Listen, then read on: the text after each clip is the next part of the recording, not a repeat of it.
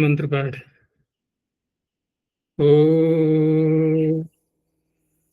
सहना भवतु सहनौ भुनक्तु सह वीर्यं करवावहै तेजस्विनावधीतमस्तु मा विद्विषावहै। ओम शांति शांति शांति। प्रथमावृत्ति की 313वीं कक्षा, चतुर्थ अध्याय चतुर्थ पाद के 60 सूत्र हो गए। कोई प्रश्न? अजय जी, माधवोत्तर पद पदव्यन पदम धावती, इसमें जो पदवी धावती, पदवी का अर्थ क्या था अजय जी?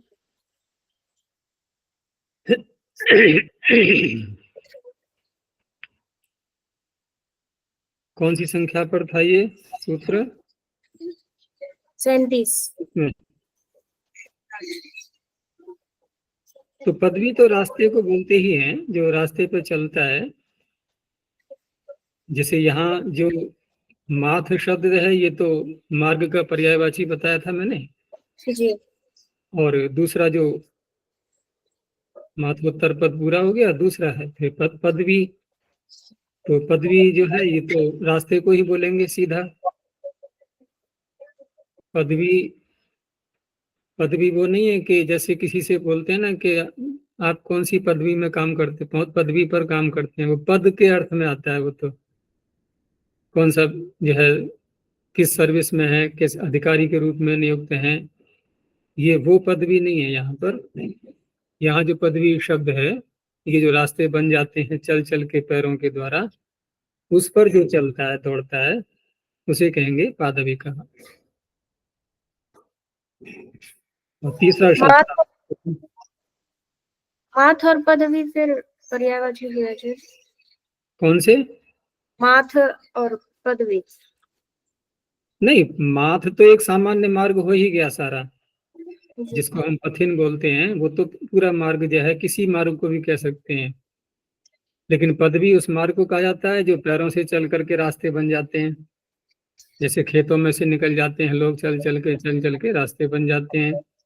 पैरों के निशान से वहां घास भी उत्पन्न होती है, तो वो नहीं हो पाती, फिर समाप्त हो जाती है, रास्ते बन जाते हैं। उस तरह से है। और अनुपद जो है वो तो पदस्य पश्चात अनुपदम, वो उस तरह से है। जी। समवायान समवैती, इसमें समवैती का अर्थ है मिल जाना, अर्थात समूह बनना। तो यहाँ सामवायी का अर्थ समवायान समवैती का अर्थ हो गया समूह।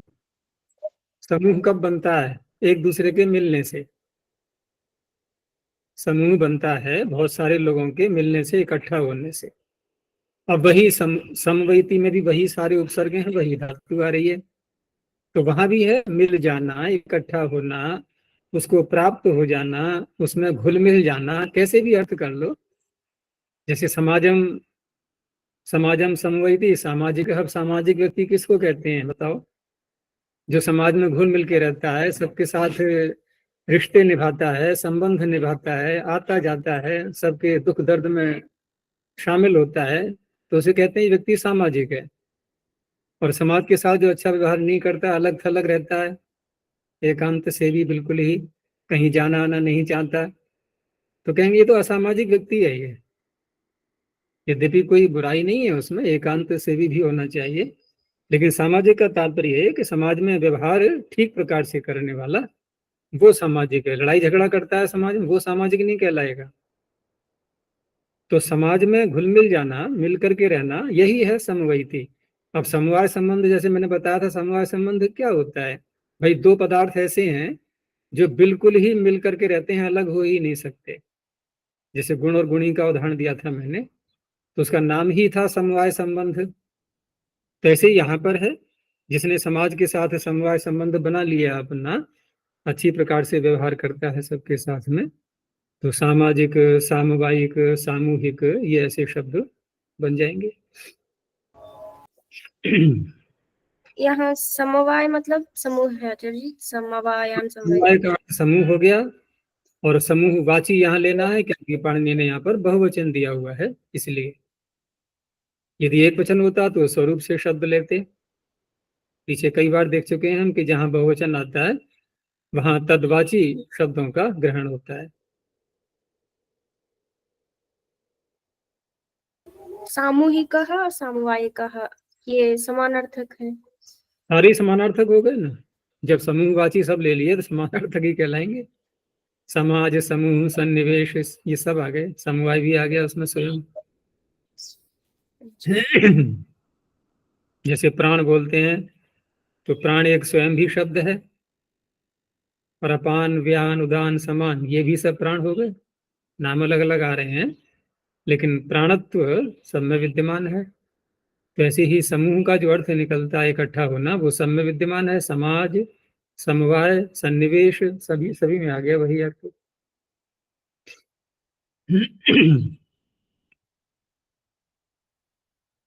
तो आगे सूत्र है फिर आज, शीलम। शीलम प्रथमैक वचनांतम, शील कहते हैं स्वभाव को। तो यहाँ पर जो पीछे से विभक्ति आ रही है तद और अस्य, तो तद प्रथमा समर्थ है, तो इसलिए शील अर्थ में जब करेंगे, जब प्रथमा समर्थ प्रातिपदिक से प्रत्यय करते हैं तो जिस अर्थ में करते हैं, जिस अर्थ में करते हैं वो प्रथमा समर्थी ही होता है। जैसे यहाँ पर शील अर्थ में करेंगे तो अर्थ हो जाएगा शील समानाधिकरणात् प्रथमा समर्था।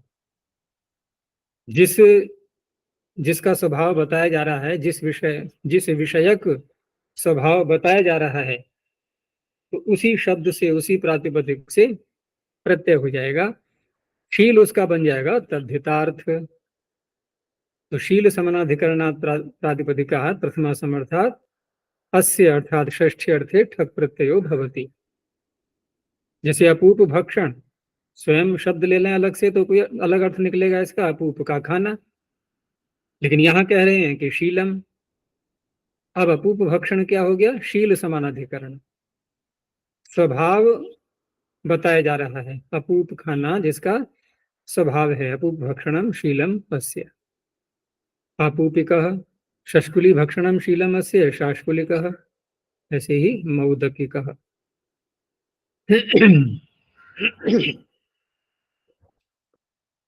आगे इसका अपवाद दिया, छत्रादिभ्यो नः। अब यहाँ जो दिए शीलम में सारे उदाहरण वो भक्षण के ही रूप में आ रहे हैं, भक्षण वाले ही आ रहे हैं सब। जैसे अपूप भक्षणम शीलमस्य, तो विग्रह करते समय तो अपूप भक्षणम भक्षण शब्द जोड़ा गया, लेकिन प्रत्यय तो भक्षण से, अपूप भक्षण से नहीं हुआ, प्रत्यय हुआ अपूप से। तो ऐसे शब्द आगे भी आएंगे, पीछे भी आ चुके हैं कि किसी शब्द के साथ में एक शब्द और जब लेते हैं कहीं कहीं पर, तो उसका अर्थ उसी में समाविष्ट हो जाता है फिर वो। जैसे एक उदाहरण और भी दिया जाता है कि अवेर मांसम आविकम, अवि का मांस उसको आविक बोलते हैं। तो आविक में तस्सेदम ठीक है मान लिया हमने, लेकिन ये एकदम में मांसम अर्थ ये कहाँ से आ गया? आविकम में मांसम अर्थ कहाँ से आ गया? है ना? केवल आविकम का अगर हम वैसे अर्थ करें तस्सेदम, तो क्या अर्थ बनेगा? अवि का कुछ भी, अवि का कुछ भी, लेकिन मांस अर्थ में ही आ रहा है। तो ऐसे बहुत से शब्द जो एकदम अर्थ को खोल देते हैं बिना शब्द प्रयोग किए। जैसे यहाँ पर अपूप, आपूपिक अगर किसी को कहा जाएगा, कहा जाएगा भी नहीं बल्कि कहा जाता था जब भी पाणिनि के समय में, तो सब जानते थे कि आपूपिक उसे कहते हैं जब अपूप खाने के स्वभाव वाला है। तो भक्षण उसी में आ गया ना, समाविष्ट हो गया अर्थ। अब उसको अलग से कहने की आवश्यकता नहीं है। आगे भी ऐसे बहुत से शब्द आएंगे।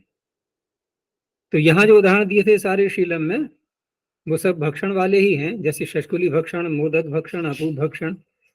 लेकिन शील का तो हम अन्य अर्थों, अन्य व्यापक रूप में लेकर के अन्य शब्दों को भी ले सकते हैं। तो उसी के लिए फिर अगला सूत्र है छत्रादिभ्यो नः। छत्रादिभ्यः पंचमी बहुवचनांतम णः प्रथमैकवचनांतम। तो छत्रादि गण बना दिया, छत्र आद्रियेषाम। छत्रादिभ्यः शील समानाधिकरणेभ्यः प्रथमा समर्थेभ्यः प्रातिपदिकेभ्यः षष्ठ्ये अर्थे णः प्रत्ययो भवति। क्योंकि ये पीछे शील में ठक कहा गया था, ये ठक का अपवाद हो गया। तो यहाँ छत्र, छत्रम शीलम अस्य, वहां देखो अपूत के साथ में भक्षण जोड़ करके शीलम आगे कहा था, यहाँ सीधा ही छत्रम शीलम अस्य। लेकिन छत्र का अर्थ निकालना होगा अब। तो छत्र का अर्थ वैसे तो छादना छत्रम, जो रक्षा करता है, छादन करता है, वर्षा आदि से बचाता है, धूप से बचाता है, उसको छत्र कह देते हैं। लेकिन यहाँ पर जैसा कि महाभाष्यकार ने स्वीकार किया है, क्योंकि यहाँ बनाना है हमें छात्र शब्द, तो छात्र शब्द ऐसे सामान्य अर्थ को लेकर के नहीं बनाया जाएगा।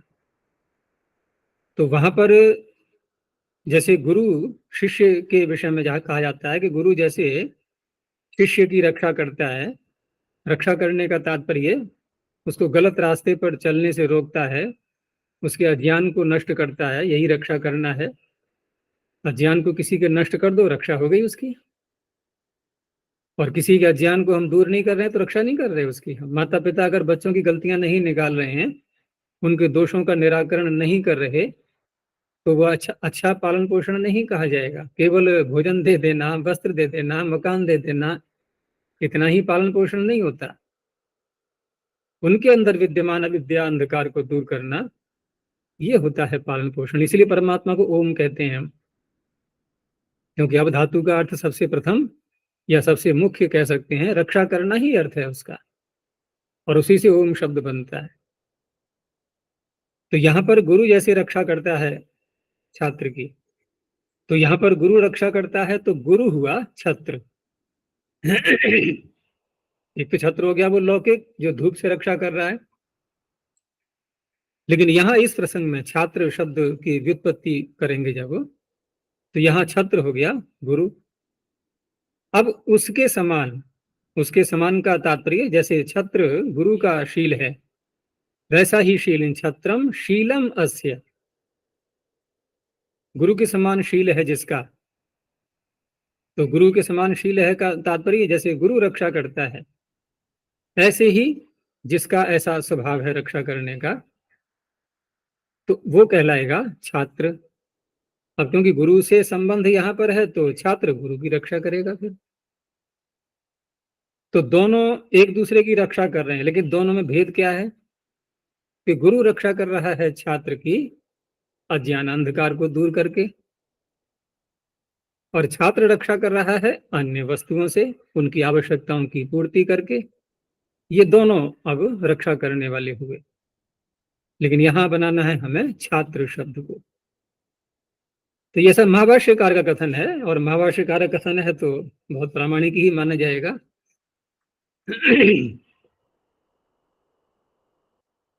छत्रम शीलम अस्य छात्रः। दूसरा दिया है इन्होंने बहुभुक्षः। तो बहुभुक्षः किसको कहेंगे?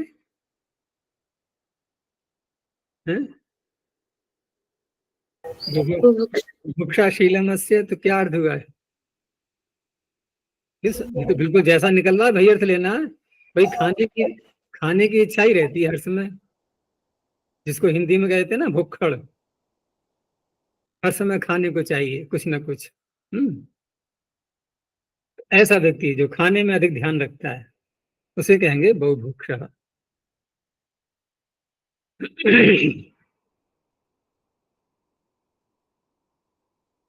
इन्होंने आगे दिया अर्थ इसका महाभाष्य का कि गुरुणा शिष्य छत्रवत खाद्य, गुरु के द्वारा शिष्य छत्र के समान छाद्य है, साधनीय है, रक्षा करने योग्य है।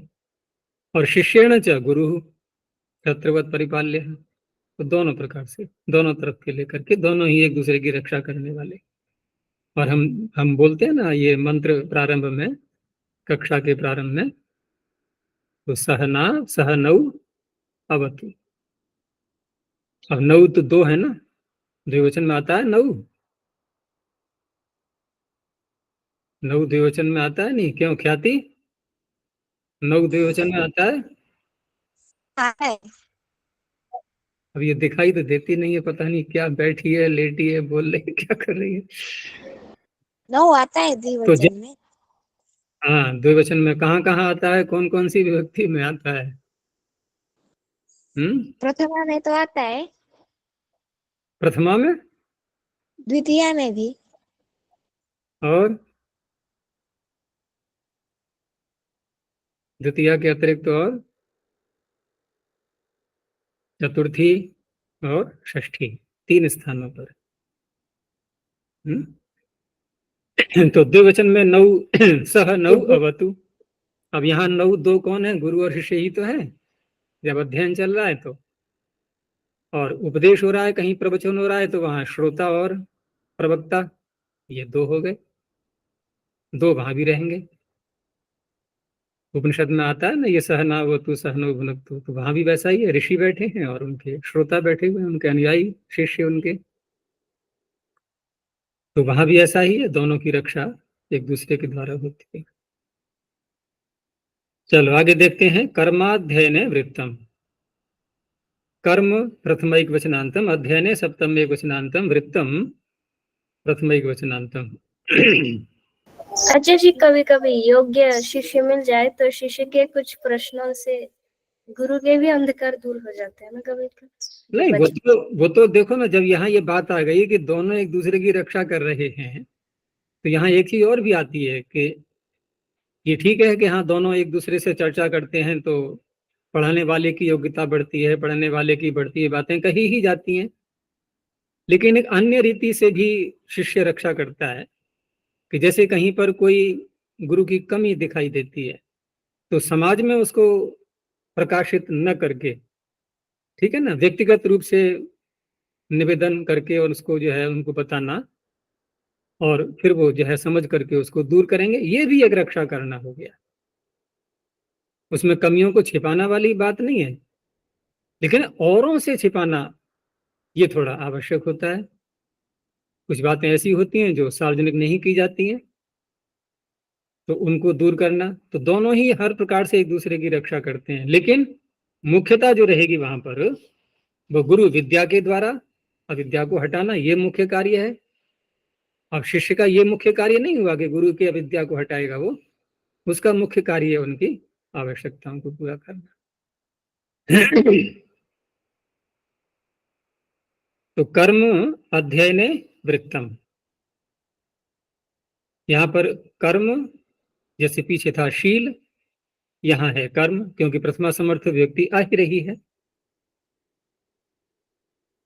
तो यहाँ पर, और वो भी क्या, वृत्त जो है ये क्रिया हो गई, यहाँ पर वृत्त हो गई क्रिया।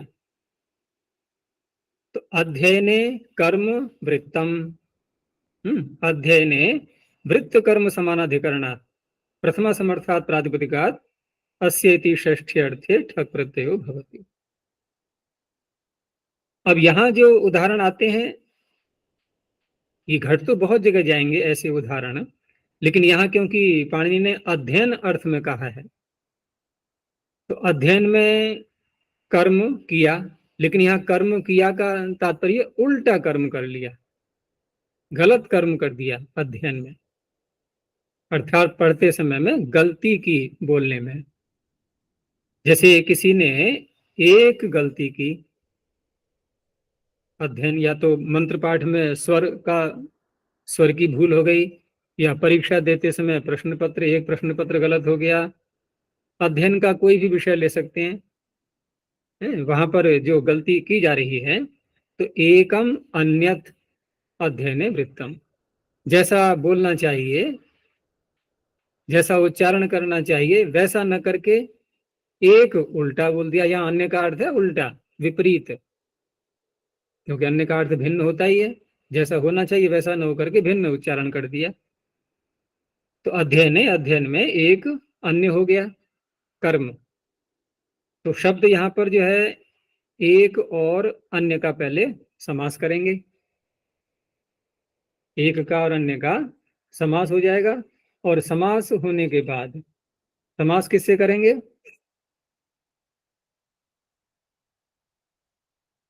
एक का अन्य का कर्मधारय समास हो जाएगा और एकान्य शब्द बन गया यहां पर। अब एकान्य शब्द बना करके उससे प्रत्यय करेंगे ऐकान्य कहा। तो ऐकान्य कहा किसको कहा जाएगा? जिसने अध्ययन में एक भूल कर दी। अब दो भूल कर दी किसी ने तो है द्वौ अन्ये, द्वौ नहीं द्वे, द्वे अन्ये अध्ययने कर्मणि वृत्तम। दो कर्म अन्य हो गए जिसके, अर्थात दो भूलें हो गई, दो उच्चारण गलत हो गए, तो शब्द बनेगा द्वि और अन्य मिला करके द्व्यन्य। अब यहां जब ठक प्रत्यय करेंगे तो आदि एच को वृद्धि प्राप्त होती है, उसको रोक करके न यवाभ्याम पदांताभ्याम पूर्वोताभ्याम ऐच। तो यहाँ पदांत है या नहीं है? ये द्व्यन्य में यकार द्वि अन्य यणादेश करेंगे ना, यणादेश करेंगे तो अब जो इकार को यकार हुआ है ये पद के अंत में ही है, उस यकार से पूर्व ऐच आएगा। तो द्वई यन्य कहा, यह अलग हो गया, उससे पूर्व आएगा ऐ। ऐसे ही त्र्यन्य, त्रीणि अन्यानि कर्माणि वृत्तानि, तो त्रय्यन्य कहा।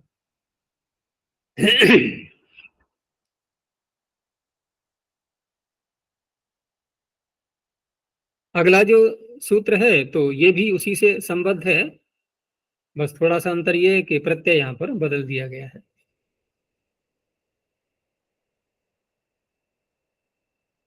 तो बहुवच पूर्व पदार्थ ठच, बहुवच पूर्व पदार्थ पंचम एकवचनांतम ठच प्रथम एकवचनांतम। बहवः अचः यस्मिन, जिसमें बहुत सारे अच हैं ऐसा कोई शब्द लिया जाएगा तो बहुवच पूर्व पदम यस्य। तो शब्द जो बनेगा वो दो शब्दों को मिलकर के बनेगा, सीधी सी बात है। क्योंकि जब पूर्व पद में एक शब्द आ गया और एक बहुरी समास करके जो अन्य पदार्थ आ रहा है एक वो शब्द हो गया, तो दोनों मिलाकर के जो है शब्द बनेंगे, तो दो शब्द हो गए।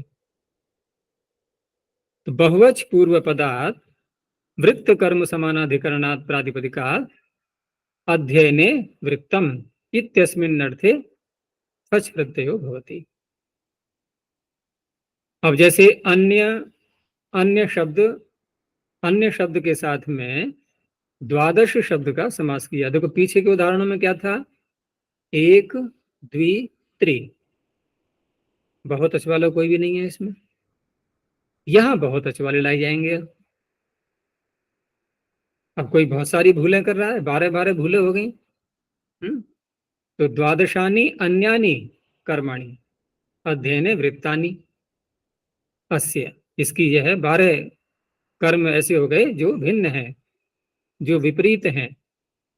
तो शब्द है द्वादशान्य, इससे ठच प्रत्यय हुआ और ठच का हो गया एक होकर के द्वादशान्य कहा त्रयोदशान्य कहा।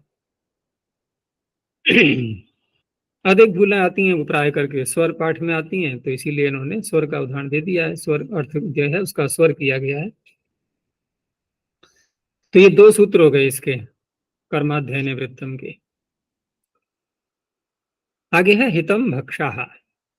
हितम प्रथम एक वचनांतम, भक्षाः प्रथमा बहुवचनांतम। भक्षाः बहुवचन है तो भक्ष्य पदार्थ। अब यहाँ भक्ष शब्द है, अर्थ क्या होगा? खाने योग्य। तो कैसे निकालेंगे? भक्ष्यते, भक्ष्यते यह स भक्षः। घय करेंगे, लेकिन घय बहुत सारे कारकों में हो जाता है, कर्म कारक में भी कर सकते हैं। कौन सा सूत्र है वो जो अन्य कारकों में करता है घय प्रत्यय?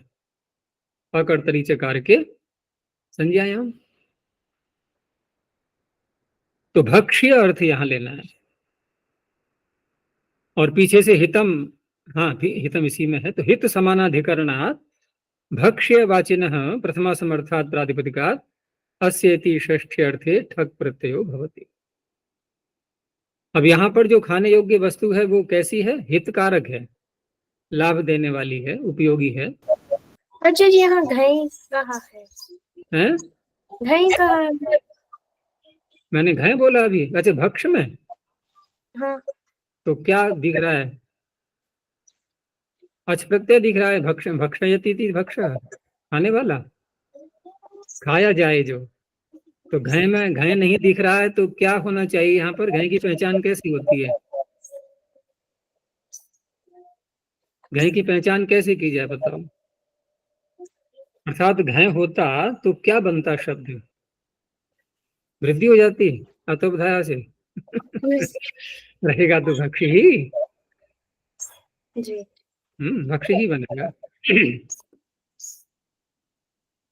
तो अपूप भक्षणम हितम अस्मयी। अपूप बहुत आ रहे हैं यहाँ पर, है ना? तो बना लिया करो कभी कभी अपने रसोई में। पाणिनि के छात्र हैं सब।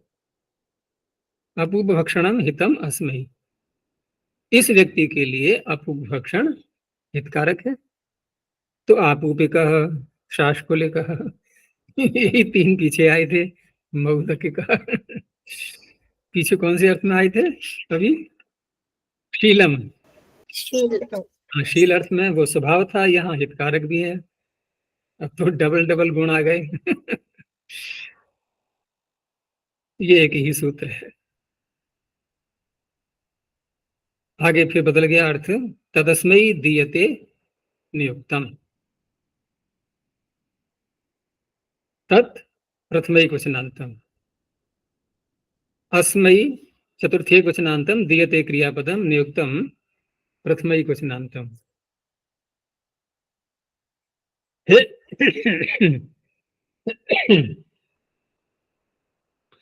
यहाँ क्या है कि दीयते जो क्रिया आ रही है इस अर्थ में लेना है, अर्थात कुछ वस्तु दी जाती है। और नियुक्तम सूत्र में डाला गया है तो नियुक्त का अर्थ होता है एक प्रकार से एक निश्चित, निश्चय।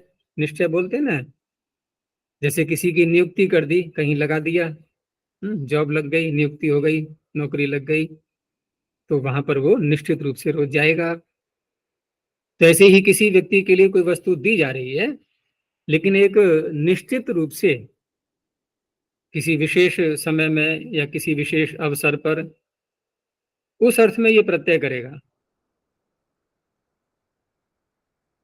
तो तदिति प्रथमा समर्थात प्रातिपदिकात अस्मयी नियुक्तम दीयते इत्यस्मिन् विषये ठक प्रत्ययो भवति।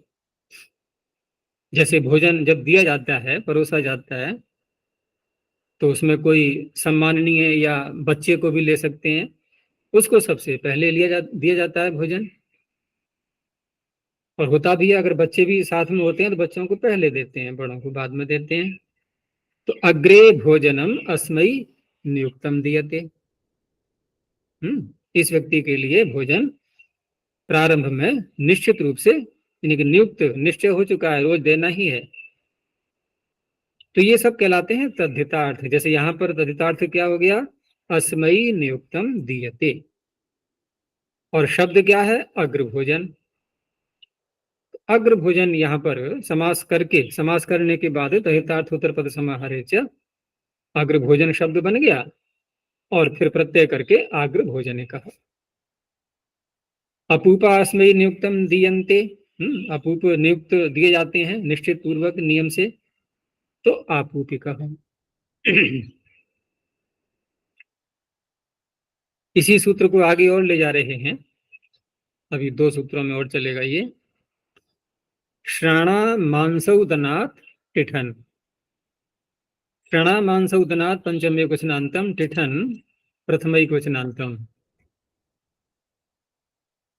इसमें 2 शब्द हैं, श्राणा, श्राणा आकारांति ही है ये, और मांसौदन। मांसौदन में समास हो जाएगा, मांस का और ओदन का।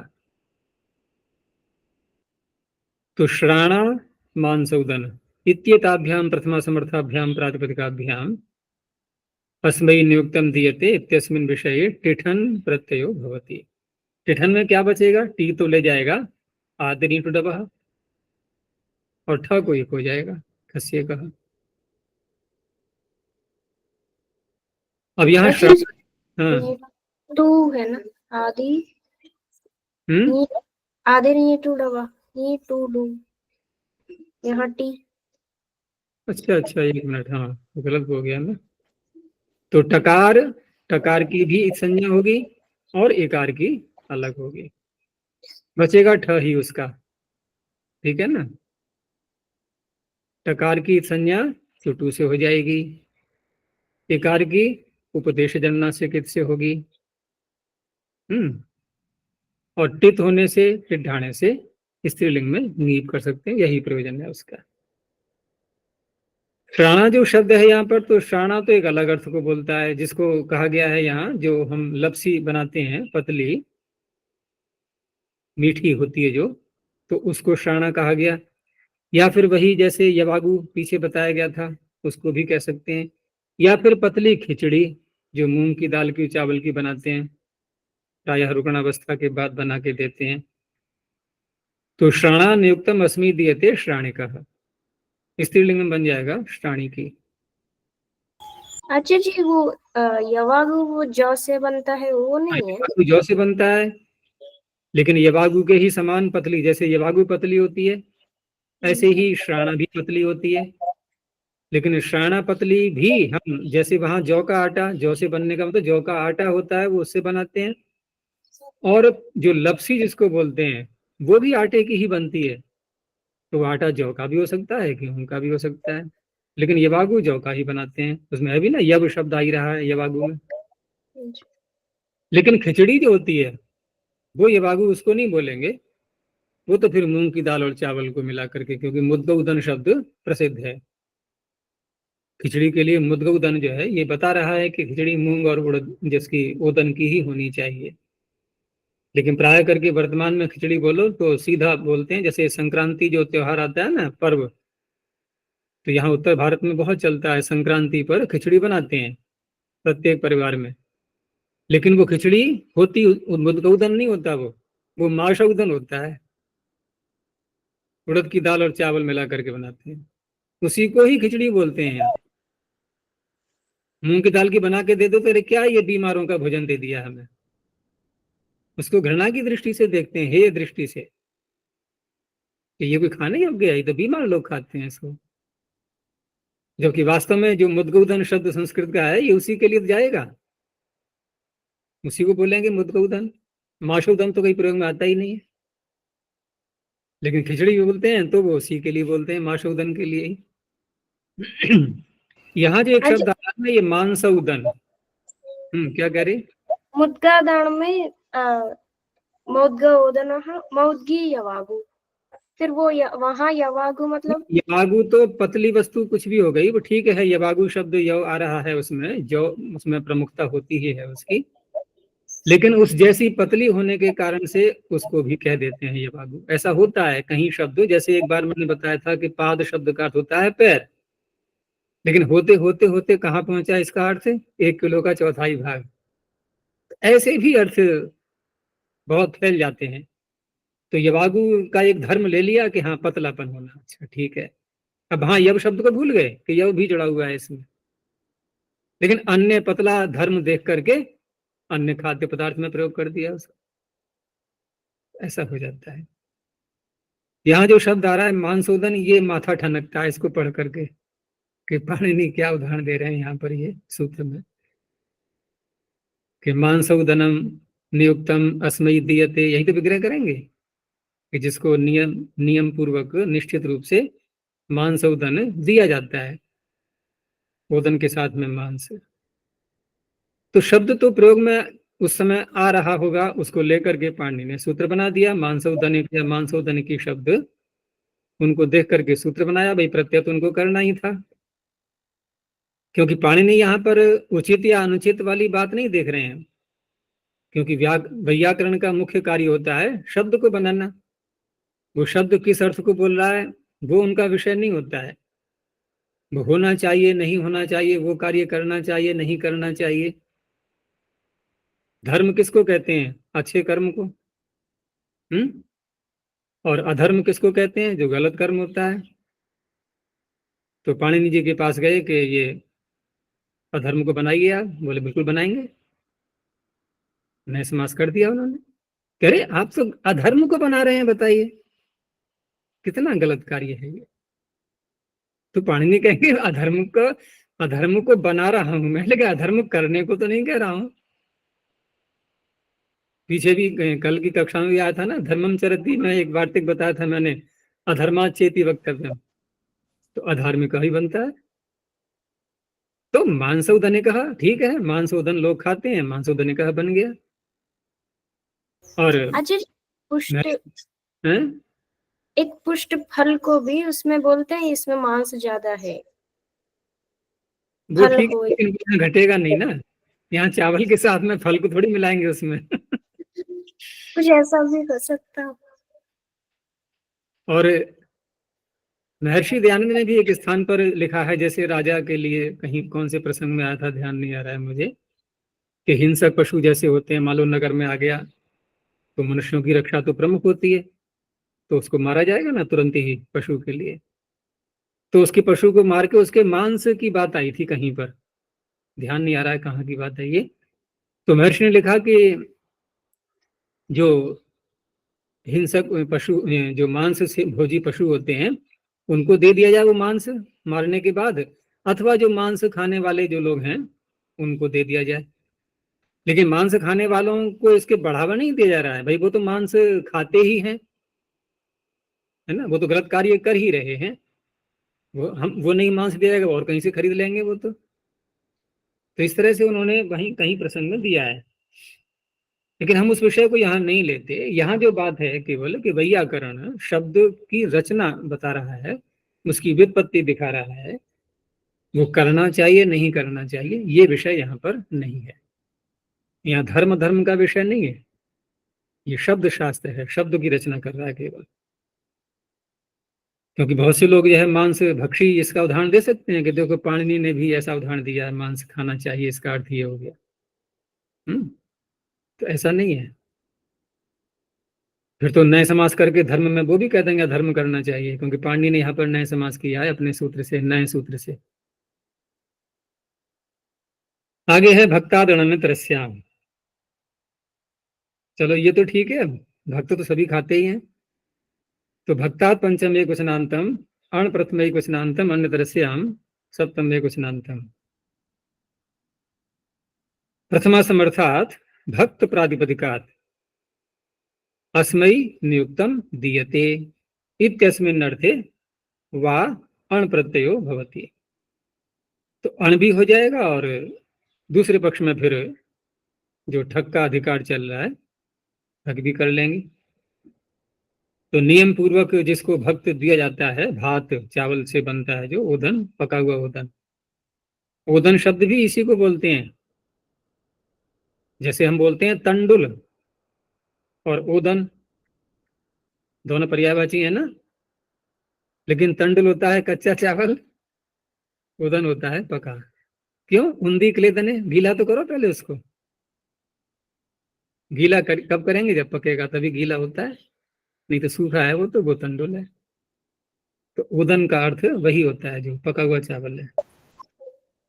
अच्छा जी, ये पशु बलि देते हैं ना कोई ग्राम देवता के सामने, तो एक पत्ता ले लेते हैं, उसमें में एक बड़ा सा नीचे चटाई जैसा कुछ, उसमें जो पशु बलि दी गई थी उसका रक्त ओदन में मिला करके एक एक को बांटते हैं, एक पत्ते में दे करके, और पहले देवी को प्रसाद चढ़ा करके एक को बांटते हैं। ये देखा है मैंने मांसोदन ने रक्तोदन देखा। हाँ, तो जहाँ ये परंपराएं चली आ रही हैं इस प्रकार की, जो नहीं जानते बेचारे ये काम करना चाहिए नहीं करना चाहिए, तो वहां भी देखो ना, ये गलत कार्य भी हो रहे हैं, और गलत कार्यों में भी थोड़ा सा वो भी जोड़ दिया है अंश देवी देवता वाला, और वहां भी नियम बना दिए ऐसे करना है वैसे करना है। जब गलत कार्यों में क्या नियम है? गलत तो गलत ही है वो, लेकिन वहां भी नियम को जोड़ दिए गए हैं। वही बात यहाँ कर दी गई है। चलो आगे आगे, अब अर्थ बदल गया। तत्र नियुक्त, तत्र अव्यपदम नियुक्त प्रथम वचनांतम। अब तक प्रथमा समर्थ जो चल रहा था वो बदल गया। अब सप्तमी समर्थात् प्रातिपदिकात् नियुक्तः इत्यस्मिन् अर्थे ठक् प्रत्ययो भवति। तो यहाँ पर वही नियुक्त का अर्थ है, जैसे पीछे बताया था मैंने, नियुक्तम वहां भी आया था, यहाँ भी निश्चित वही अर्थ है कि शुल्कशालायाम नियुक्तः, जिसको शुल्कशाला में नियत कर दिया गया कि तुम्हें यहाँ कार्य करना है, ड्यूटी लगा दी गई, तो इसलिए उसका बन जाएगा शौल्क शालिकः। ऐसे ही आकर, आकर, आकर शब्द भी वही है जो खजाना होता है जहां पर रखा हुआ है, ट्रेजरी, तो वहां पर किसी को नियुक्त कर दिया, आकरे नियुक्तः आकरिकः। आपणे, बाजार में, बाजार में जो भी दुकान वाले भी जो है उनकी भी निगरानी करने वाला, और जो ग्राहक आते हैं सामान लेने के लिए, परस्पर झगड़ा ना हो जाए। जैसे ट्रैफिक वाले ट्रैफिक को देखते रहते हैं, आपण में जो नियुक्त है वो आपण को देखते रहते हैं, सबकी अलग अलग नियुक्तियां हो गई, तो आपणे कहा। किसी पर द्वार पर ही किसी को खड़ा कर दिया तो द्वार की रक्षा नहीं करेगा, पूरे घर की ही रक्षा करेगा वो, तो उसको दौवारी कहा है, वॉचमैन। तो द्वार शब्द यहाँ पर है, यहाँ नैवाभ्याम तो लग नहीं पाएगा, तो उसके लिए अलग सूत्र बनाया पाणिनि ने, द्वारादीनाम च, उसे ऐच आगम हो गया, दौवारी कहा। आगे अपवाद आ गया इसका। अगारांतात ठन, अगारांतात पंचम एकवचनांतम, ठन प्रथम एकवचनांतम। अगारह अन्ते यस्य, तो स्पष्ट है कि दो शब्द होंगे, अब समास करके लाएंगे। अगारांतात सप्तमी समर्थात् प्रातिपदिकात् नियुक्तम नियुक्तः इत्यस्मिन् अर्थे ठन प्रत्ययो भवति। जैसे देवागार, अगार शब्द आता है ना, जो एक भंडार जिसको बोलते हैं, तो देवों का अगार देवागार, कोष्ठ कोष्ठागार, जो कोष्ठ ही अगार के रूप में है, यहाँ कर्मधारय कर सकते हैं, वही कोष्ठ है, वही अगार भी है, भंडार भी है। और सीधे भांड, भांड का अगार बोल दो या तो। अब ये जो शब्द है भांडागार, तो क्या अर्थ बनेगा इसका, अगर हम शब्दों के अनुसार ही अर्थ देखें, तो भांड कहते हैं पात्रों के लिए, और उनका भंडार, उनका रखने का जो स्थान है यहाँ पर, वो हो गया भांडागार। तो शब्द का तो अर्थ यही है, और वहां पर जिसकी नियुक्ति की गई है वो भांडागारिका कहलाएगा। लेकिन यही शब्द भांडागार बदलते बदलते इसमें गा को हटा दिया और भा में आ की मात्रा हटा दी, भंडार। अब भंडार कहीं भी बोल देते हैं, किसी भी स्थान में, जैसे गवर्नमेंट भी गेहूं आदि संग्रह करती है, तो गेहूं का भंडार, इसका भंडार, उसका भंडार, यानी पूरा ढेर, वहां पर इसका प्रयोग होता है। और कुछ स्थलों पर, कुछ स्थानों पर भंडार का अर्थ लेते हैं जहां पर एक भोजन की व्यवस्था की जाती है, सार्वजनिक रूप से कोई भी आकर के खा ले, कि कहाँ जा रहे हैं, कि भंडारे में जा रहे हैं, भंडारा चल रहा है वहां पर, वहां कोई भी जा करके खा सकता है, वहां जा रहे हैं खाने के लिए, वहां भी प्रयोग होता है इसका। यहाँ है तात्पर्य भांडों का जो अगार है भांडागार। अच्छा जी, कारागार है ना? कारागार में कार का अगार हो गया, वो कार का अगार। अब कार से क्या लेंगे? ये जो कारें चलती हैं सड़क पे, इनका भंडार तो कार का, वहां जो भी कैदी होते हैं उनसे कार्य करवाया ही जाता है, तो कार तो करने वाले को बोलते हैं, यानी विशेष कार्य ही उनको वहां पर नियुक्त किया गया कि ये कार्य तुम्हें करना है, अपनी इच्छा से तुम कुछ भी नहीं कर सकते, जो बताया जाएगा वही करना है। यही उनकी जेल हो गई, यही कैद हो गई उनकी। तो कारागार अब तो इसका बदल गया है ना, अब तो ये कहीं लिखा हुआ नहीं मिलेगा, अब इसका गवर्नमेंट ने नाम बदल करके रख दिया है सुधार घर या सुधार गृह। पहले कारागार या जेल शब्द चलता था, वो बदल दिया गया। सुधार घर, सुधार किसी का होता नहीं वहां पर, बल्कि वहां से निकल करके और अधिक अच्छा एक बार छूटने दो मुझे, तब करूंगा मैं ये कार्य और बढ़ चढ़ के फिर और ज्यादा बदला। क्योंकि वहां कोई नैतिक शिक्षा तो दी नहीं जाती है, वहां प्रथमावृत्ति कक्षा चलती नहीं कहीं पर भी जेलों के अंदर, तो क्या सीखेंगे, वहां विद्या है ही नहीं, कुछ भी तो नहीं, उनको सामान्य बातें भी धर्म की नहीं बताई जाती, जबकि होना चाहिए वहां पर। वहां दैनिक उपदेश और प्रवचन होने चाहिए, नहीं तो सुधार गृह किस बात का सुधार हो रहा है वहां उनका, कुछ भी नहीं हो रहा है, कोई स्वभाव नहीं बदलता, वहां भी गलत कार्य अंदर होते रहते हैं, वहां नशे का सेवन करते हैं लोग अंदर जाकर के।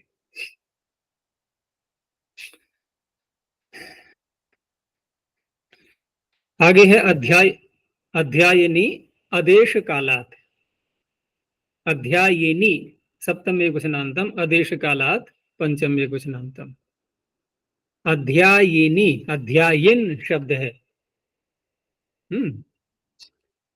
अध्येतुम शीलम अस्य, जिसका अध्ययन करने का स्वभाव है। तो अधि उपसर्ग पूर्वक इंग अध्ययन धातु से यहाँ स्वभाव अर्थ में ऋणी प्रत्यय कर लेंगे, उससे बनेगा अध्यायन, वृद्धि होकर के, उस अर्थ में करना है ये। लेकिन जिन प्रातिपदिकों से करना है वो प्रातिपदिक कैसे होने चाहिए, तो उसके विषय में सूत्र में दिया आदेश कालात। तो आदेश कालात में हम समास जब करेंगे देश का और काल का द्वंद्व करने के बाद फिर नए समास करेंगे, न देश कालम आदेश कालम। लेकिन ऐसा अर्थ करेंगे तो क्या निकलेगा कि देशवाची और कालवाची इनको छोड़ करके अन्य प्रातिपदिक ही तो लिए जाएंगे। लेकिन ऐसा अर्थ नहीं है यहाँ पर, यहाँ ऐसा अर्थ करेंगे तो संगत नहीं हो पाएगा। क्योंकि यहाँ पर जो नए समास किया गया है वो नए समास एक विरुद्ध अर्थ में किया गया है, जो नए आया ना विरुद्ध अर्थ में, अर्थात अनुपयुक्त, ऐसा देश, ऐसा काल, यानी ऐसा स्थान, ऐसा समय जो कि अध्ययन के लिए अनुपयुक्त है, जहां अध्ययन नहीं करना चाहिए, ऐसे स्थान पर। तो शब्द तो देश और कालवाची ही आए ना, लेकिन विरुद्ध देश विरुद्ध कालवाची आए, वो देश और काल को छोड़ करके ऐसा अर्थ नहीं होगा, विरुद्ध देश विरुद्ध काल। तो सूत्र का अर्थ बनेगा, यानी कि इसीलिए इन्होंने अर्थ में पहले ही दे दिया कि यस्मिन् देशे काले च अध्ययनम प्रतिषिध्यते, तस्मात् प्रातिपदिका अध्यायिनी अभिधेये ढक प्रत्यय होती, अध्यायिनी यानी अध्यायन ये होगा अभिधेय, इसको जो है शब्द कहेगा। जैसे श्मशाने अधीते, श्मशान में अध्ययन के लिए निषेध किया गया है शास्त्रों में, तो वहां पर श्मशान शब्द से श्मशाने अधीते श्माशानिकः,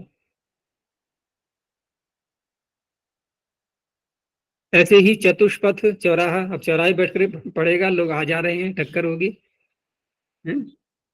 तो वो भी निषिद्ध स्थान है। तो चतुष्पथ ये शब्द बना करके चतुर का और पथ का समास करके और समासांत प्रत्यय आदि सारे कार्य करके चातुष्पथिकः। ऐसे ही कुछ काल भी निषिद्ध किए गए हैं अध्ययन के लिए, लेकिन वो काल में, उस काल में कोई अध्ययन कर ले तो अधर्म हो जाएगा, पाप हो जाएगा, ऐसा नहीं, वहां निषेध किया गया है अन्य कार्य ठीक प्रकार से संपन्न हो जाएं इसलिए। जैसे चतुर्दशी है, अमावास्या है, पौर्णमासी है, तो ये ऐसी तिथियां मानी गई हैं कि जहां पर अलग अलग प्रकार के यज्ञ किए जाते हैं, तो उस दिन कक्षा न करके, क्योंकि पहले जो गुरुकुल होते थे, अब तो गुरुकुलों की परंपरा एक तरह से समाप्त हो गई है, तो वहां गुरुकुलों में ये रविवार को अवकाश नहीं रखते थे, इन्हीं दिनों में अवकाश चलता था, प्राय करके अमावस्या और पौर्णमासी, चतुर्दशी को तो नहीं कर सकते थे फिर भी, और अमावस्या और पौर्णमासी ये तो मास में 2 ही बार तो आएंगे, तो 2 बार अवकाश हो गया। एक एक शायद और रखते थे कोई सा, अष्टमी को या किसको, क्योंकि सप्ताह में एक दिन तो हो जाए अवकाश, ऐसे करके। तो इसीलिए यहाँ पर जो है इन तिथियों में अन्य कार्य ठीक प्रकार से हो जाए, यज्ञ आदि होते हैं उस समय के, तो अध्ययन न करके उन कार्यों को किया जाता था। तो उस काल में जो अध्ययन करता है उसे कहा गया चातुर्दशिकः। अमावास्या शब्द से अमावास्यिकः और पूर्णमासी से पौर्णमासिकः। आगे विषय बदल गया, ये थोड़े थोड़े विषय के हैं सब सूत्र। कठिनान पीछे जो है, जो 3 पाद निकले हैं चौथे अध्याय के, वहां तक तो पाणिनि ने मुख्य मुख्य अर्थ लेकर के और लंबे लंबे जो है कई सूत्र उस विषय के आ चुके हैं। अब जो बचा खुचा है सारा, है ना, वो सब यहाँ ले रहे हैं चौथे पाद में, छोटे मोटे अर्थ सब। कठिनांत प्रस्तार संस्थानेषु व्यवहरति। कठिनांत प्रस्तार संस्थानेषु सप्तमी बहुवचनांतम व्यवहरति क्रियापदम। कठिनांत शब्द का अर्थ हो गया कठिन शब्द जिसके अंत में आ रहा है, कठिनः अन्ते यस्य। बाकी 3 शब्द, 2 शब्द और हैं, प्रस्तार और संस्थान। तो कठिनांत प्रस्तार संस्थान इत्येतेभ्यः सप्तमी समर्थेभ्यः प्रातिपदिकेभ्यः व्यवहरति इत्येतस्मिन् अर्थे ठक् प्रत्ययो भवति। अब कठिनांत कठिनांत में है तो समास करेंगे, जैसे वंश कठिन, तो वंश कठिन क्या हो गया?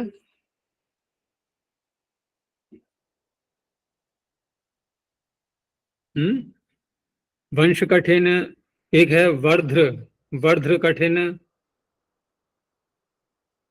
तो वंश कठिन, वंश होता है ना बांस, तो बांस जहां पर उत्पन्न होता है जिस भूमि में, वो कठिन भूमि, कठोर भूमि होती है। कठोर भूमि में बांस उत्पन्न होता है, तो उसी स्थान का नाम है ये वंश कठिन। और वहां पर व्यवहार करने वाला, अब किस प्रकार का व्यवहार वहां करेगा व्यक्ति ये नहीं कह सकते, कैसे प्रयोग में आएगा ये शब्द। तो वांश कठिनिकः। ऐसे ही एक शब्द है इसमें वर्ध्र चर्म। तो वर्ध्र तो उणादि कोश में दिया है, इसका महर्षिदान ने जो अर्थ किया है, सूत्र है पाणिनि का, वृद्धि वपिभ्याम रन वर्ध्रम वप्रम, 2 शब्द बनाए हैं वहां। और वहां महर्षि ने अर्थ किया है वर्ध्र का चर्म, अर्थ चमड़ा। तो वर्ध्र कठिन, वर्ध्र का चमड़ा इसलिए अर्थ किया है कि वृद्ध धातु से बनाया है, वृद्धि वपिभ्याम रन, और वृद्ध धातु का अर्थ है बढ़ना, तो चमड़ा तो पूरे शरीर पर बढ़ा हुआ होता ही है। क्योंकि परमात्मा ने जो हमारी इंद्रियां बनाई हैं, ज्ञानेंद्रियों की बात कर रहा हूं मैं, तो 4 ज्ञानेंद्रियां तो ऐसी हैं जो थोड़ा थोड़ा स्थान घेरती हैं अपना, जिसमें श्रोत्र, नेत्र, रसना और घ्राण, इनके अलग अलग नियत स्थान है ना। और जो 5वीं इंद्रिय है त्वक, इसका स्थान पूरे शरीर में फैला हुआ है। और शरीर की बात छोड़ो, शरीर के अंदर भी है। त्वक इंद्रिय को शरीर के अंदर भी माना गया है। हम जब गरम गरम कोई वस्तु खाते हैं तो अंदर भी पेट में जाकर के गरम लगती है नहीं। और गरम लगती है का तात्पर्य ये क्या धर्म हम बोल रहे हैं? स्पर्श। और स्पर्श धर्म किसका गुण है? त्वक इंद्रिय का। तो त्वक इंद्रिय है अंदर, तभी तो स्पर्श का अनुभव हुआ। नहीं तो कुछ भी खा लो गरम गरम, अंदर जाके कुछ ही मालूम पड़ेगा, केवल मुख तक ही रहेगा।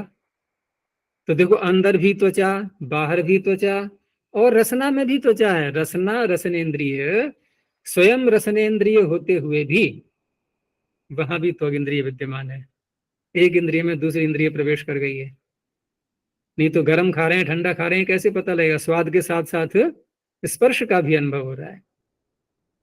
और स्पर्श का यूं भी अनुभव हो रहा है कि हाँ, जिह्वा पर कुछ रख दिया, पता लग गया। आंखें तो दिख ना रही है वहां पर, आंखें नहीं देख रही हैं, आंखें वहां नहीं, उनकी दृष्टि वहां नहीं पहुंच पाएगी।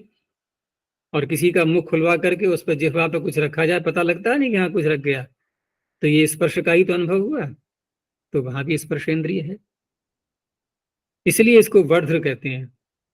ये चर्म कहा गया ना, त्वग इंद्रिय को ही बोलते हैं। चर्म तो इसलिए बोल दिया है क्योंकि पूरे में फैला हुआ है। चर धातु भी जो है गति अर्थ में आती है ना, प्राप्त है पूरे शरीर में। और त्वग इंद्रिय, त्वक इसलिए बोलते हैं कि त्वच संवरण, पूरे शरीर को जिसने समृद्ध कर लिया है, आच्छादित कर लिया है। ऐसे ही वृद्ध का अर्थ यहाँ पर है, जो पूरे शरीर पर बढ़ी हुई है। तो वर्ध्र कठिन, और वर्ध्र कठिन ये भी है कि वर्ध्र जो है चमड़ा, वो कठिन तो है, सभी प्राणियों का नहीं होता, कुछ प्राणियों का होता है कठिन, सबका तो नहीं होता है। लेकिन ये शब्द व्यवहार, इसका प्रयोग कहाँ हो सकता है ये अज्ञात है सब। कहाँ देख करके पाणिनि ने इसका प्रयोग बनाया है शब्द के लिए कि वांश कठिनिकः किसको कहा जाएगा? या तो जो पशुओं का चमड़ा उतारते हैं, हो सकता है उनके लिए कहा जाता रहा होगा, क्योंकि इन्होंने अर्थ दिए भी नहीं है, इसके किसी व्याख्याकरण नहीं खोला है, क्योंकि जब जब जब व्याख्याएं हुई जिस काल में, उस काल तक ये शब्द विलुप्त हो गए, और विलुप्त हो जाने के बाद पता चलता ही नहीं कहाँ इनका प्रयोग हुआ है। लेकिन अनुमान कर सकते हैं कि वर्ध्र चर्म जो है, वर्ध्र कठिन, ये उनको कह सकते हैं जो गाय या पशु आदि मर जाते हैं तो उनका चमड़ा उतार करके ले जाते हैं, और जो बचा हुआ मांस है वो सब गिद्ध आदि खा लेते हैं उसको। जी, ये वृक्षों के भी चर्म माने जाते हैं क्या इनको? हाँ, वृक्षों के ऊपर भी चर्म होता है, वो तो खैर कठिन होता ही है, वो भी कठिन होता है। लेकिन उसमें व्यवहार करने वाला जैसे आ रहा है ना, व्यवहारती, तो किस तरह का व्यवहार, कौन से कार्य को कहा जा रहा है यहाँ पर? है तो कोई जो है कोई कारीगर के रूप में ही वहां पर उस व्यवसाय को अपनाने वाला ही, उसी के लिए ये शब्द आ रहे हैं, वांश कठिनिका और प्रास्तारिक। वांश कठिनिका भी कह सकते हैं जो बांस काटने आदि का काम करते हैं, बांसों का व्यापार करते हैं। और वंश कठिन होते ही हैं, वंश की भूमि जहाँ उत्पन्न होते हैं वो भी कठिन होती है, और स्वयं वंश भी कठिन होता है। देखा होगा तुम लोगों ने कि जैसे हम लकड़ी में कीलें ठोकते हैं ना, लोहे की बनी हुई, लेकिन जब बड़े बड़े पलंग इत्यादि बनाई जाते हैं, कुर्सियां बनाई जाती हैं, तो कारपेंटर या बढ़ई जो है क्या करते हैं, ये बांसों की कीलियां बनाते हैं, कीलें, बांस की कील देखा है नहीं कभी? वो लोहे की कील नहीं लगाते वहां पर, बांस ही की कीलें छोटी छोटी बना करके, और वो लगाते हैं वहां कील के स्थान पर छेद करके पहले। तो कील का काम तभी तो करता है बांस, जबकि कठोर लकड़ी है उसकी। बांस का प्रयोग, और गलता भी बहुत ऐसे सरलता से नहीं गलता है, ये बहुत लंबे काल तक चलता है, बांस कठोर होता है बहुत। उसके मकान भी बन रहे हैं आचार्य। मकान बनते हैं, उसमें छत डालते हैं, तो वहां पर भी आधार के रूप में उसका प्रयोग करते हैं, कठोर होता है।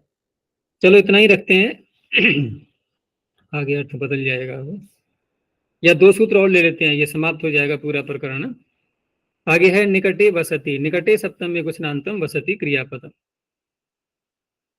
अब केवल एक ही शब्द के लिए सूत्र बनाया है पाणिनि ने, बताओ, कोई और अर्थ नहीं है इसके, क्योंकि निकटे में जो सप्तमी दी है ये पंचमी के अर्थ में ही सप्तमी है। अब क्योंकि सप्तम अंत प्रातिपदिक से कर रहे हैं, सप्तमी समर्थ से, तो प्रातिपदिक में भी दे देते हैं वही विभक्ति पाणिनि, कई जगह ऐसा आया है पीछे भी। तो सप्तमी समर्थात निकट प्रातिपदिकात वसति इत्यस्मिन् अर्थे ठक प्रत्यय होती। तो निकटे वसति नैकटे कहा। अब निकट में रहने वाला, तो निकट में किसके रहने वाला, क्योंकि शब्द तो बन गया लेकिन किसी विशेष अर्थ में ही इसका प्रयोग होगा। तो विशेष अर्थ यही है कि जो एक नियम बनाया गया है, हर किसी के लिए नहीं है, जैसे ब्रह्मचारियों के लिए या भिक्षु के लिए या सन्यासी के लिए जैसे नियम बनाए गए हैं कि आपको कहाँ रहना चाहिए, तो वहां न रह करके, क्योंकि भिक्षु या ब्रह्मचारी मुख्य करके इनको ग्राम से, नगर से दूर रखने को कहा गया है। और गुरुकुल भी जो है, जैसा महर्षि ने लिखा है कि नगर से कम जो है वो 3 कोस दूर होने चाहिए। अब 3 कोस कितने किलोमीटर बनेगा वर्तमान में? तो ये निकट ना रहकर, वहां दूर ना रह करके जो निकट रह रहा है, तो नियम के विरुद्ध कार्य कर रहा है, अपने धर्म के अनुसार नहीं कर रहा है वो, उसे कहा जाएगा नई कटे। तो एक निंदनीय शब्द हो गया अभी ये। नहीं तो निकट तो सभी रहते हैं एक दूसरे के, तो सबके लिए नहीं कहा जाएगा नई कटिका। आगे इसका अपवाद है आवसथात स्थल। आवसथात पंचमी क्वचनांतम स्थल प्रथम क्वचनांतम। सप्तमी समर्थात आवसथ प्रातिपदिकात वसति इत्येतस्मिन् अर्थे स्थल प्रत्ययो भवति। शित होने से स्त्रीलिंग का बन जाएगा नीश करके। आवसथ कहते हैं कुटीर के लिए, जो छोटी सी झोंपड़ी बना लेते हैं कुटिया, तो आवसथे वसति आवसथिकः। अब ये निंदनीय शब्द नहीं है, ऊपर का निंदनीय था ये। तो यहां तक जो अब तक ठक प्रत्यय का अधिकार चल रहा था, प्राग वहतेश ठक, वो हो गया समाप्त। अब दूसरा अधिकार चलेगा और आगे बस प्रणव ध्वनि। ओ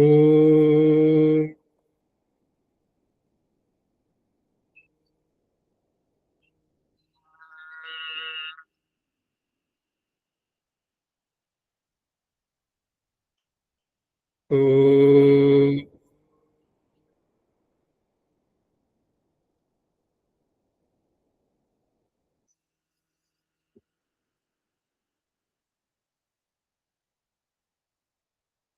ओ